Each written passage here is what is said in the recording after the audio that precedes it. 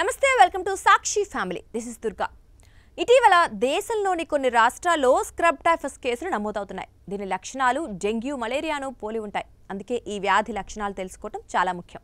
అసలు scrub typhus అంటే ఏంటి, ఇది ఎలా సోకుతుంది, నివారణ చర్యలు, లక్షణాలు అంటే ఇప్పుడు చూద్దాం. ఏపీలో స్క్రబ్ టైఫస్ కేసులు పెరుగుతున్నాయి. ఒక్క ఏపీలోనే కాదు, మిగతా రాష్ట్రాల్లో కూడా ఈ కేసులు పెరిగాయి. ఒడిశా, హిమాచల్ ప్రదేశ్, కేరళ రాష్ట్రాల్లో గతంలో కూడా ఈ కేసులు నమోదయ్యాయి. అయితే ఈ వ్యాధి గురించి చాలా మందికి అవగాహన లేదు. డెంగ్యూ, మలేరియా, వైరల్ ఫీవర్ లాగే దీని లక్షణాలుంటాయి. ఈ వ్యాధి బ్యాక్టీరియా సోకిన చిన్న పురుగు కాటు ద్వారా వ్యాపిస్తుంది. తర్వాత అది స్క్రబ్ టైఫస్ జ్వరంగా మారుతుంది. దీన్ని బుష్ టైఫస్ అని కూడా పిలుస్తారు.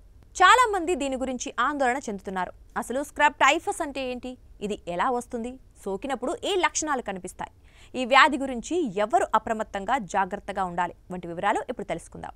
ఈ వ్యాధి ఓరియంటియా సుట్సుగముషి అనే బ్యాక్టీరియా వల్ల వస్తుంది. ఈ బ్యాక్టీరియా ఎలుకలు, కుందేళ్లు, ఉడతల శరీరంపై కనిపిస్తుంది. చిన్న పేనులా కనిపించే కొన్ని కీటకాల కాటు ద్వారా మానవులు ఈ బ్యాక్టీరియా బారిన పడతారు. మిడ్జెస్, లార్వా మైట్స్ వంటి చిన్న కీటకాలు కుట్టడం ద్వారా ఈ వ్యాధి వస్తుంది. వీటికి చాలా శ్రద్ధ అవసరం. అడవులు లేదా గడ్డి వంటి పచ్చదనం ఎక్కువగా ఉన్న ప్రాంతాల్లో ఇవి ఎక్కువగా కనిపిస్తాయి. ఈ కీటకాలు మానవ చర్మాన్ని తినడం ద్వారా మనుగడ సాగిస్తాయి. మిడ్జెస్ సాధారణంగా చీలమండలు, దిగువ కాళ్ళు, మోకాలు, నడుముపై కుడతాయి.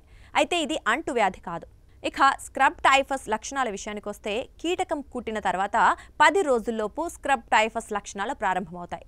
జ్వరం రావటం, వణుకు పుట్టడం, తలనొప్పి, కండరాల నొప్పి, కీటకాలు కుట్టిన ప్రదేశంలో చర్మం రంగు మారటం, గందరగోళం, చర్మంపై దద్దుర్లు, తీవ్రమైన సందర్భాల్లో అవయవ వైఫల్యం కూడా ఉంటుందని అధ్యయనాలు చెబుతున్నాయి.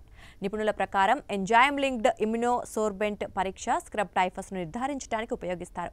ఈ పరీక్ష ఎల్జీఎం యాంటీబాడీలపై విడిగా సమాచారాన్ని అందిస్తుంది. రోగి నుంచి బ్లడ్ శాంపిల్స్ తీసుకోవడం ద్వారా యాంటీబాడీల్ని గుర్తిస్తారు. ఇక టెస్ట్ కిట్ ధర దాదాపు 18,000 నుంచి 20,000 రూపాయలు. ఒకే కిట్ 70 నుంచి 75 పరీక్షలను చేయగలదు. బ్లడ్ టెస్టులు స్క్రబ్ టైఫస్ వ్యాధిని నిర్ధారించిన తర్వాత దాని తీవ్రతను తగ్గించడానికి వైద్యులు యాంటీబయోటిక్స్ సూచిస్తారు. ఇతర లక్షణాల అనుగుణంగా మందులు సూచిస్తారు. రోగి పరిస్థితి దిగజారకుండా వైద్యులు ప్రయత్నిస్తారు. స్క్రబ్ టైఫస్ను నివారించడానికి వ్యాక్సిన్ లేదు. దీన్ని ఇంకా అభివృద్ధి చేయలేదు. దీని ఇన్ఫెక్షన్ వస్తే ఇంటి చికిత్స కంటే తక్షణ వైద్య సాయం తీసుకోవడం మంచిది. ఈ వ్యాధి అక్టోబర్ నుంచి డిసెంబర్లో ఎక్కువగా కనిపిస్తుంది. ఆరోగ్య నిపుణుల అభిప్రాయం ప్రకారం స్క్రబ్ టైఫస్ గురించి జాగ్రత్తగా ఉండాలి. చేతులు, కాళ్లను బాగా కప్పి ఉంచాలని నిపుణులు చెబుతున్నారు. ఈ వ్యాధి సోకినట్లయితే వెంటనే వైద్యుని సంప్రదించండి. స్క్రబ్ టైఫస్ను నివారించడానికి ఇంటి పరిసరాల్ని శుభ్రంగా ఉంచుకోండి. ఇంటి చుట్టూ గడ్డి లేదా పొదలు పెరగనివ్వకండి. ఏవైనా ఉంటే వాటిని శుభ్రం చేయండి. ఇంటి చుట్టూ నీరు పేరుకుపోకుండా చూసుకోండి. ఇంటి చుట్టూ పురుగు మందుల్ని పిచికారీ చేయటం మంచిది. గోరువెచ్చని నీరు తాగటం మంచిది. అంతేకాకుండా సమతుల్య ఆహారం తీసుకోవాలని వైద్యులు సూచిస్తున్నారు.